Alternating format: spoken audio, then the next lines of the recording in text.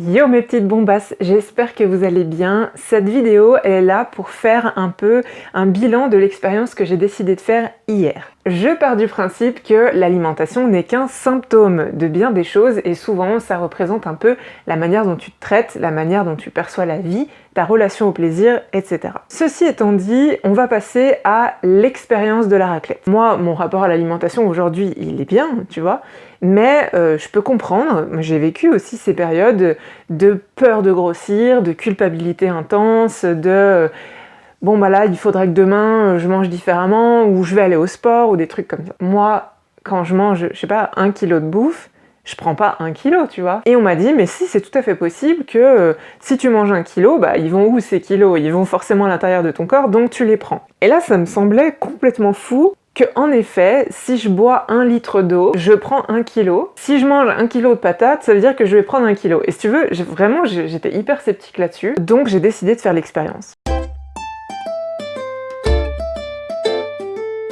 Le but de l'expérience, c'était de manger trop, vraiment, d'en arriver à un point où je me sente pas bien, à ne pas reproduire chez soi, hein, clairement je te le dis. En ayant trop mangé, c'est-à-dire vraiment beaucoup plus que ce que mon corps me demande, eh ben je voulais voir si vraiment je prenais du poids. En gros, trop manger égale prise de poids. Moi j'ai tendance à respecter les signaux de mon corps, c'est-à-dire la faim, la satiété, même qu'est-ce que j'ai envie de manger. Je pars du principe que ça part pas de mon cerveau, ça. C'est arrivé à un niveau assez subtil pour que, en fait, les besoins que me demande mon corps, c'est lié à des besoins vraiment nutritionnels. Donc on commence la raclette avec vraiment d'énormes patates, plein de fromage, cette charcuterie que voilà, je décide de manger à ce moment-là. Et avant de commencer le repas, donc je décide d'aller me peser. J'ai pas bu, j'ai pas mangé depuis plusieurs heures, donc si tu veux, c'est un poids plutôt neutre. Tu peux voir, normalement, je vais mettre des images pour illustrer tout ça, je fais un certain poids qui s'affiche donc là à l'écran. Si je me trompe pas, je crois que je fais 73,1 kg, un truc comme ça. Alors de toi à moi, ce poids-là, de 73 quelque chose,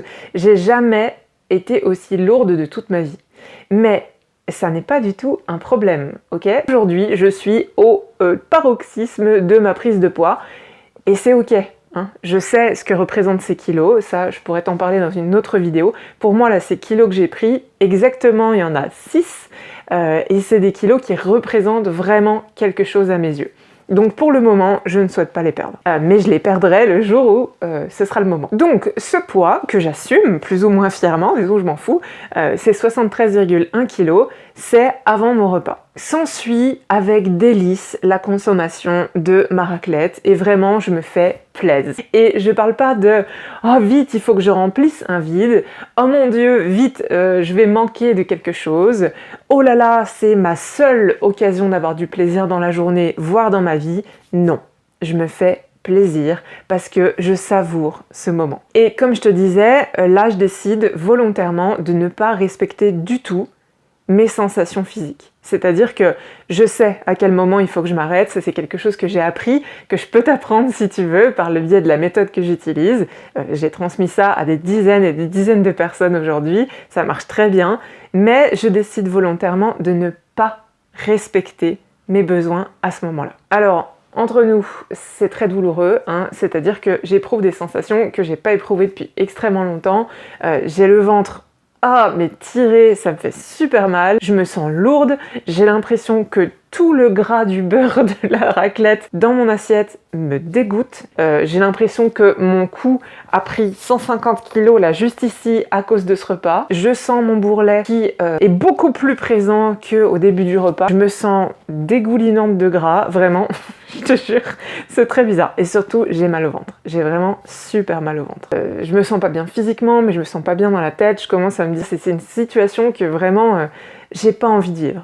J'aimerais qu'elle disparaisse, j'aimerais l'anesthésier au maximum. Donc, entre nous, si toi, ta manière d'anesthésier tes émotions, c'est de bouffer, c'est clairement un cercle vicieux et il est temps que tu prennes rendez-vous avec moi. Donc, à la fin du repas, je vais me peser. Ok ? Et là, stupeur, oh mon dieu, à ton avis, est-ce que vraiment j'ai pris du poids ou pas ? Plus 1 kg.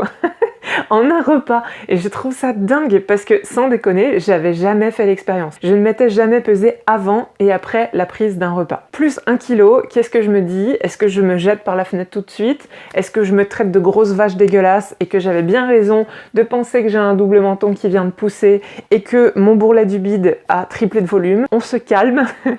1 kilo, c'est pas grave. Bon, pour moi, le chiffre sur la balance, c'est juste un chiffre. Ok, ça veut rien dire sur qui je suis, ça veut rien dire sur mon avenir, et ça veut pas dire que je suis coincée avec. Et je décide de me coucher, là je passe une nuit sans déconner horrible. Déjà je me suis levée, j'ai rebu, j'ai transpiré sa maman en slip, j'ai transpiré de l'undeboob, tu vois, enfin un truc de fou. Je passe un repas où je me force à aller pas bien, et en plus du plus, je vis une nuit qui est pas cool. Et le lendemain matin, je décide de poursuivre l'expérience en me pesant, n'est-ce pas? Puisque la nuit est passée, je vais me peser pour savoir comment mon corps a géré toute cette quantité de nourriture qui était, on le rappelle, un trop sans fro... quand c'est trop picot. Tu te rends compte que j'ai fait un montage pour cette blague.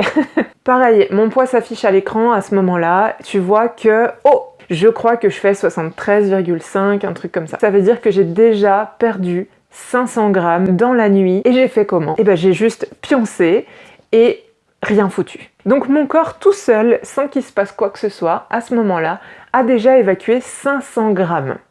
Ok? Alors, est-ce que c'est l'eau qu'il a récupérée et il s'en est servi pour construire des nouvelles petites cellules pour que j'aille bien et que je sois en bonne santé? J'en sais rien. Est-ce qu'il a préparé du caca à base de fromage et de charcuterie et que c'est plus léger que le reste? J'en sais rien. C'est horrible ce que je te raconte. Mais attention, l'expérience n'est pas terminée. Parce que je me suis pesée au réveil, c'est la première chose que j'ai faite. Quelle est la deuxième chose que j'ai faite? Eh bien, figure-toi que je suis allée faire un petit pissou. Et j'ai pas une vessie qui est dans le Guinness Book des records avec la plus grosse vessie du monde qui contient 6 litres de pisse. Et là, je me repèse et je retourne à mon poids d'avant ma raclette. Mais que s'est-il passé? Comment est-ce possible qu'en ayant trop mangé, en me sentant mal, en ayant l'impression, j'en étais persuadée que j'avais pris du gras de partout dans mon corps. Vraiment, en plus c'est con, hein, mais vraiment, je savais que c'était faux par contre. Mais j'avais quand même cette sensation que je me suis pas respectée, je suis une grosse merde. Et ben figure-toi qu'en ne faisant rien du tout, strictement rien, j'ai pas eu à compenser, j'ai pas fait un footing dans la nuit, je ne suis pas somnambule, ok? Et ben naturellement, je suis revenue à mon poids d'avant cet écart. Cette expérience, elle est extrêmement importante parce que moi, je l'ai vécue, le fait de me peser avant, après, et du coup, je comprends le stress que ça peut être, et les écarts de poids, et les variations énormes de poids. Par contre, c'est important pour moi que tu prennes conscience que, en fait, ça va aller, ok?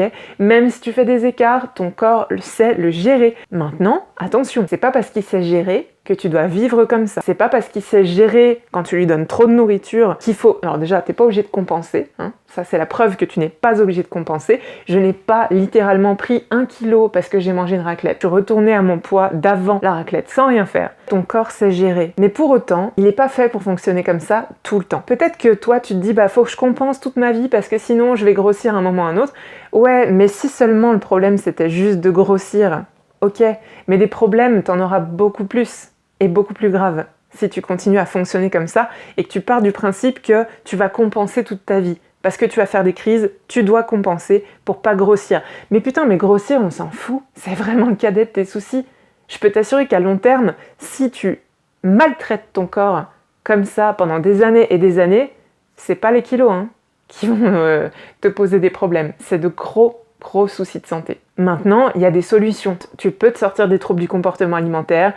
J'ai l'expérience, j'ai l'expertise, je peux te l'assurer. Ça marche pas que pour moi, ça marche pour bien d'autres personnes et pour toi si tu décides de prendre rendez-vous avec moi. Tu peux rejoindre le canal Telegram aussi où je suis et où il y a d'autres petites bombasses qui sont, je partage des conseils, mes retours d'expérience, des séances d'hypnose aussi que je fais. Je veux pas que tu te sentes seule, surtout si tu as tendance à te peser régulièrement et à culpabiliser parce que tu as fait des écarts ou en tout cas que tu n'as pas respecté les besoins de ton corps. Sache que tout va bien aller. Cette expérience, en tout cas, elle m'a fait plaisir à faire. Je sais pas si j'en referai d'autres, peut-être à suivre des régimes particuliers. Je parle de comment reconstruire la flore, comment booster le métabolisme, comment faire, tu vois, certains trucs pour se sentir encore mieux dans son corps, mais pas de manière obsessionnelle. Le but, c'est de se libérer de ton obsession de la nourriture et de retrouver un corps qui te plaise. Abonne-toi, prends rendez-vous, rejoins le canal Telegram, fais des petits bisous dans les petits commentaires en dessous et je te dis à très bientôt sur Ma Petite Addiction.